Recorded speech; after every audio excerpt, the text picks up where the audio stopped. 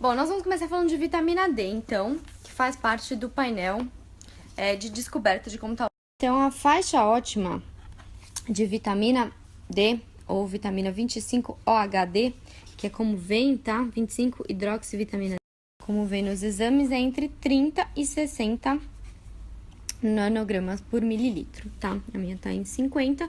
Esse último exame que eu fiz, mais uma vez eu fiz um outro exame que tava perto de 90, tava bem alto até. Lembrando que eu suplemento com vitamina D e eu acredito que isso não é sobre o que eu acho, né, sobre o livro, mas particularmente eu suplemento com 5.000 unidades de vitamina D por dia. Por isso que a minha vitamina D tá normalmente em... Ele fala que a vitamina D no seu corpo ela pode ser associada a uma resistência à insulina, que existem diversas referências que associam a vitamina a obesidade e resistência à insulina. Então, se você tem algum nível de resistência à insulina, você tem que garantir, primeiro, né, que seus níveis de vitamina D estão ótimos. Então, se a sua vitamina D não estiver em níveis ótimos, ele recomenda, assim, a suplementação, que isso vai ser ótimo para a sua recuperação do seu metabolismo. Ele fala, se a sua vitamina D está baixa, ou seja, abaixo da faixa ótima de 30 nanogramas por mililitro, e você tem resistência à insulina, se você está, né, acima do peso e tem resistência à insulina, garanta que você chegue nos níveis ótimos de vitamina D, porque isso vai piorar. Se você não tiver com os níveis de vitamina adequados, isso vai impedir que você chegue no metabolismo mais saudável, né, que é o objetivo de todo esse. E ele fala aqui de vitamina D alta. Ele fala que também muito de uma coisa boa é ruim, que na prática clínica dele, ele só viu níveis acima gramas por decilitro em pessoas que suplementavam muito com vitamina D.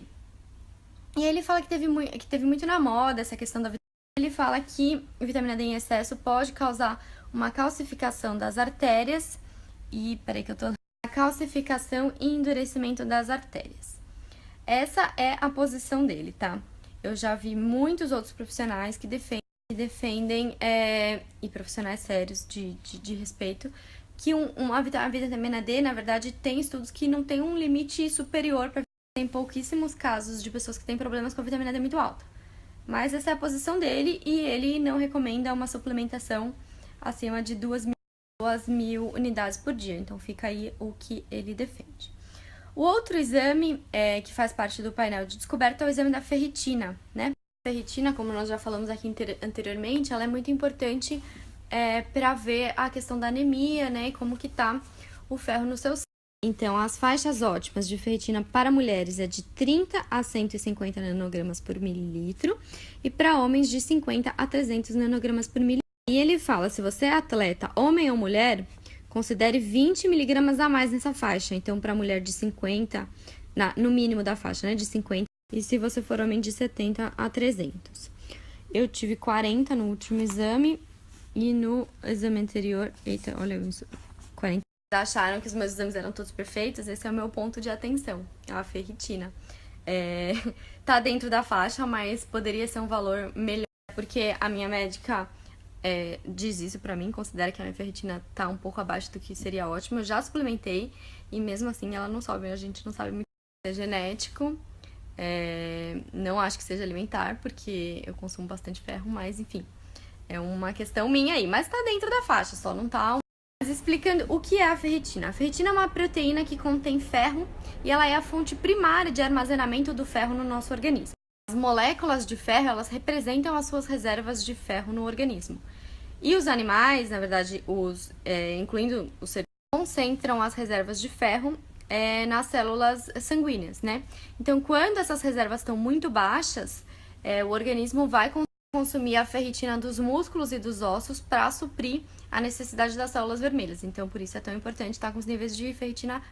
Se você tem a ferritina baixa, ou a ferritina abaixo de 30, né, no caso se você for mulher, ou abaixo de 50 se você for homem, significa que as suas reservas de ferro foram consumidas e não foram repostas.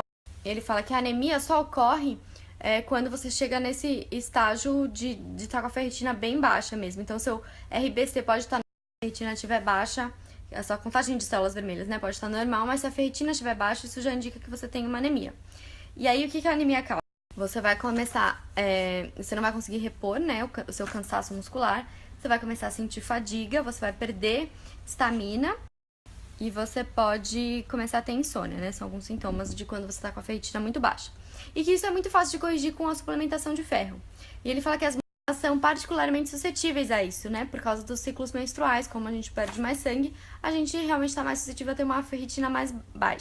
Por isso que ele acha interessante as mulheres suplementarem com um suplemento de ferro e incluir fontes de ferro na alimentação. E aí ele cita alguns na dieta, como carne vermelha, carnes escuras, né, caldos de osso, ostras e fígado, né, que é uma fonte de ferro.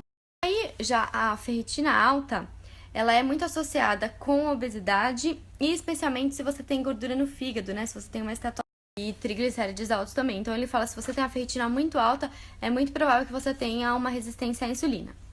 A não ser que existe uma que chama uma chamada de deixa eu ler aqui, hemocromatose hereditária, né, que é uma situação que você realmente tem de 2 a 4% da população nos Estados Unidos, que causa que você tenha os níveis de ferro realmente muito elevados. Então, se você tiver com os níveis de ferritina muito elevados, você deve avaliar isso com seu médico para realmente ver se não é uma resistência à insulina, se não é um fígado gordo, se não são outras causas metabólicas que estão uma inflamação que vai elevar essa ferritina.